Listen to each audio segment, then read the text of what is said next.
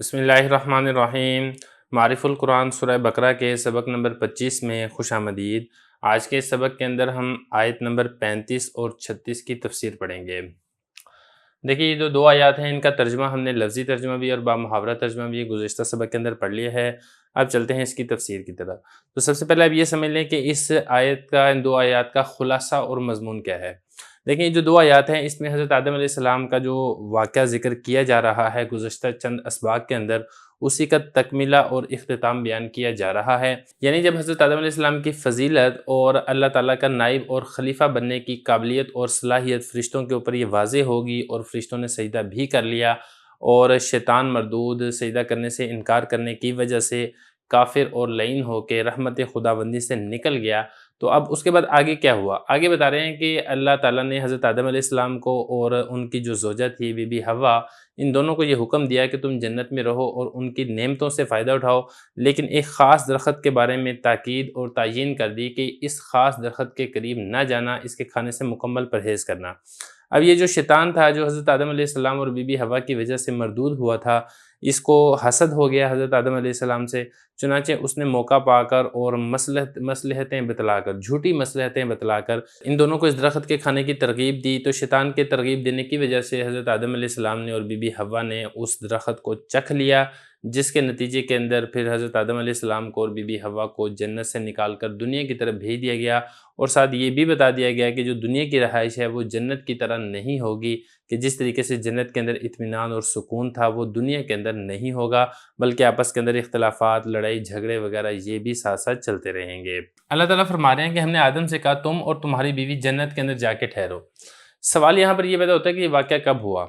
جب حضرت آدم علیہ السلام کی تخلیق ہو گئی ہے اور فرشتوں کو ان کو حکم دیا گیا کہ ان کو سجدہ کریں، ظاہر ہے کہ یہ والا جو واقعہ ہے یہ اس کے بعد کا ہی واقعہ ہے۔ تو اس سے بعض حضرات نے یہ والا نتیجہ نکالا کہ تخلیق اور آدم علیہ السلام کو جو سجدہ کرنے کا حکم دیا گیا تھا یہ جنت سے باہر کہیں پر ہوا ہے، اس کے بعد ان کو جنت کے اندر داخل کیا گیا۔ لیکن یہ یہاں پہ کوئی ہمیں دلیل ایسی نہیں ملتی ہے کہ جب ہم اسے مکمل طور پہ یہی رزلٹ نکال سکیں کہ حضرت آدم علیہ السلام کو بعد میں جنت میں داخل کیا گیا، اس لیے کہ اس بات کے قوی امکانات موجود ہیں کہ ممکن ہے کہ حضرت آدم علیہ السلام کی تخلیق بھی جنت میں ہوئی ہو اور جو فرشتوں کو حکم دیا گیا تھا وہ جنت کے اندر ہی حکم دیا گیا ہو۔ تو خلاصہ کلام یہ ہے کہ ہم کوئی بات یقین سے نہیں کہہ سکتے ہیں کہ حضرت آدم علیہ السلام پہلے باہر تھے بعد میں جنت میں داخل کیے گئے، یا وہ پہلے ہی جنت کے اندر تھے اور جنت کے اندر ہی فرشتوں کو حکم دیا گیا کہ تم آدم علیہ السلام کو سجدہ کرو۔ اچھا، دوسرا جو لفظ ہم نے یہاں پہ سمجھنا وہ یہ ہے وَقُولَا مِنْهَا رَغَدًا۔ اللہ تعالیٰ نے فرمایا حضرت آدم علیہ السلام سے اور ان کی زوجہ بی بی حوا سے کہ تم رغد کے ساتھ کھاؤ۔ رغد کیا ہوتا ہے؟ دیکھیں جو رغد کا لفظ ہے عربی زبان کے اندر اس نعمت اور اس رزق کو کہا جاتا ہے کہ جس کے حاصل کرنے میں ایک تو یہ ہے کہ کوئی محنت اور مشقت نہ ہو، اور دوسرا وہ اتنی کثیر اور اتنا وسیع ہو کہ اس کے کم ہو جانے کا یا ختم ہو جانے کا کوئی خطرہ نہ ہو۔ تو بتانا یہ چاہتے ہیں کہ اللہ تعالیٰ نے حضرت آدم علیہ السلام کو اور بی بی حوا کو یہ مکمل اختیار دیا تھا کہ تم جنت کی جتنی نعمتوں اور جتنی پھلوں کے بارے میں جتنا چاہو اتنا تم کھا سکتے ہو، تمہارے اوپر کسی قسم کی کوئی روک ٹوک نہیں ہے۔ آگے دیکھیں وَلَا تَقْرَبَا هَٰذِهِ الشَّجَرَةَ فَتَكُونَ مِنَ الظَّالِمِينَ۔ اللہ تعالیٰ نے فرمایا کہ تم اس درخت کے قریب نہ جاؤ۔ تو دیکھیں اس درخت کا پھل کھانے سے منع کیا گیا تھا، تو بجائے اس کے کہ یہ کہتے ہیں کہ تم درخت کا پھل نہ کھاؤ، یہ کہہ دیا گیا کہ تم اس درخت کے قریب نہ جاؤ۔ ظاہر ہے جب آدمی کسی چیز کے قریب ہی نہیں جائے گا تو پھر اس کو استعمال کیسے کرے گا؟ یہ بالکل ایسے ہی ہے جیسے کہ اللہ تعالیٰ نے قرآن مجید کے اندر یہ نہیں فرمایا کہ تم زنا نہ کرو، بلکہ کیا فرمایا لا تقربوا الزنا، کہ تم زنا کے قریب بھی مت جاؤ۔ تو اس کے اندر زیادہ تاکید پائی جا رہی تھی اور بچنے کا اور منع کرنے کے اندر زیادہ اس کے اندر مبالغہ اور شدت پائی جاتی ہے۔ پھر یہاں پہ ایک سوال اور پیدا ہوتا ہے کہ یہ درخت کون سا درخت تھا؟ بعض یہاں پہ علماء نے کہا کہ اس سے مراد انجیر کا درخت ہے، بعض نے کہا کہ انگور کا درخت ہے، اور اسی طریقے سے بعض نے کہا کہ نہیں یہ اصل میں یہ گیہوں یعنی گندم کا جو بوٹا اور پودا ہوتا ہے اس سے مراد وہ والا پودا تھا۔ تو لیکن جو صحیح بات ہے وہ یہ ہے کہ اس کی تعین کہیں پر نہیں ملتی ہے، قرآن مجید کی آیت میں بھی کوئی تعین نہیں ملتی ہے کہ وہ کون سا درخت تھا۔ اسی طریقے سے اگر آپ حدیث کی طرف چلتے ہیں تو آپ کو احادیث میں بھی کسی قسم کی کوئی صراحت نہیں ملتی ہے کہ یہ کون سا درخت تھا، تو اس لیے بہتر یہی ہے کہ اس کو اسی طریقے سے مبہم چھوڑ دینا چاہیے۔ جو بھی اللہ تعالیٰ کی مراد تھی یہاں پر وہی مراد ہے۔ قطعی اور یقینی طور پہ ہم کسی درخت یا کسی پودے کے بارے میں نہیں کہہ سکتے ہیں کہ اللہ تعالیٰ نے اس سے منع کیا تھا۔ اس کے بعد آگے دیکھیں فَأَزَلَّهُمَا الشَّيْطَانُ عَنْهَا فَأَخْرَجَهُمَا۔ شیطان نے ان دونوں کو پھسلا دیا۔ تو اب اگر قرآن مجید کے الفاظ کے اندر غور کریں گے تو اس سے صاف پتہ چل رہا ہے کہ حضرت آدم علیہ السلام نے اور بی بی حوا نے اللہ تعالیٰ کے حکم کی جو خلاف ورزی کی تھی، یہ ویسی خلاف ورزی نہیں تھی جو عام گناہ گاروں کی طرف سے ہوتی ہے، جو اپنی راضی خوشی اور اپنے اختیار سے جان بوجھ کر کوئی عمل کرتے ہیں، بلکہ یہ جو حضرت آدم علیہ السلام اور بی بی حوا نے پھل کھایا ہے، اس کی وجہ اور سبب کیا تھا کہ شیطان نے ان کو جھوٹ بول کر دھوکے کے اندر مبتلا کیا تھا۔ یہاں پر ایک اور بہت بڑا سوال پیدا ہوتا ہے کہ جب شیطان نے حضرت آدم علیہ السلام کو سجدہ کرنے سے انکار کیا تھا اور اس کو مردود کر کے نکال دیا گیا، تو وہ حضرت آدم اور بی بی حوا کو بہکانے کے لیے جنت میں کیسے پہنچا؟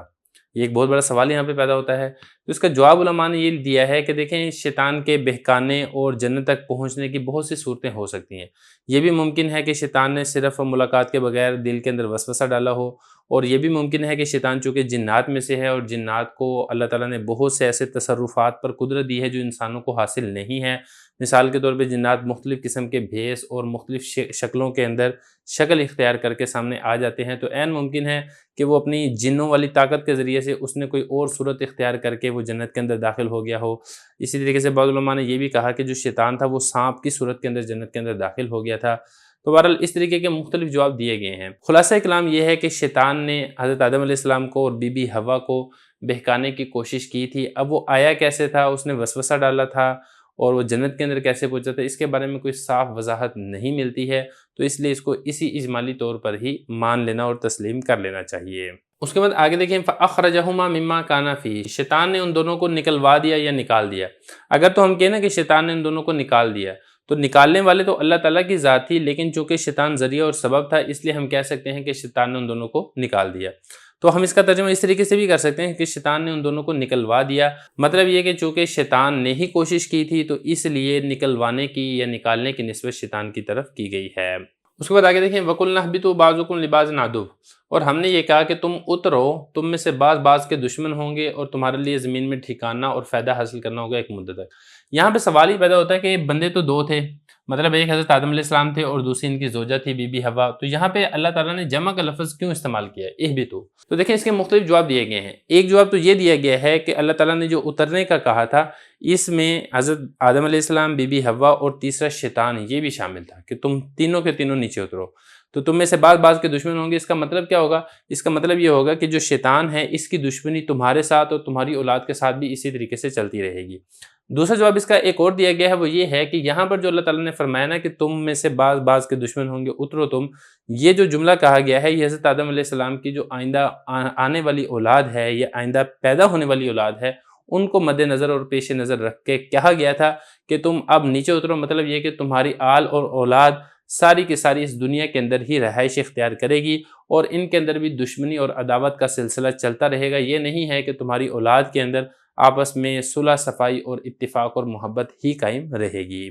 پھر اسی طریقے سے یہ فرمایا وَلَكُمْ فِي الْأَرْضِ مُسْتَقَرٌّ، اور تمہارے لیے ٹھکانہ ہے اور فائدہ حاصل کرنا ایک وقت مقررہ تک۔ مطلب یہ کہ جو تم دنیا کے اندر جاؤ گے یا زمین کے اوپر جب تم اترو گے، تو یہ زمین کے اوپر اترنا اور جو رہائش ہے یہ ہمیشہ کے لیے نہیں ہوگی، بلکہ اس کی بھی ایک مدت مقرر ہے۔ جب وہ مدت پوری ہو جائے گی تو پھر تمہیں موت آ جائے گی اور تمہیں انجام کا جو دنیا کا اپنا گھر ہے وہ بھی تمہیں چھوڑنا اور ترک کرنا پڑے گا۔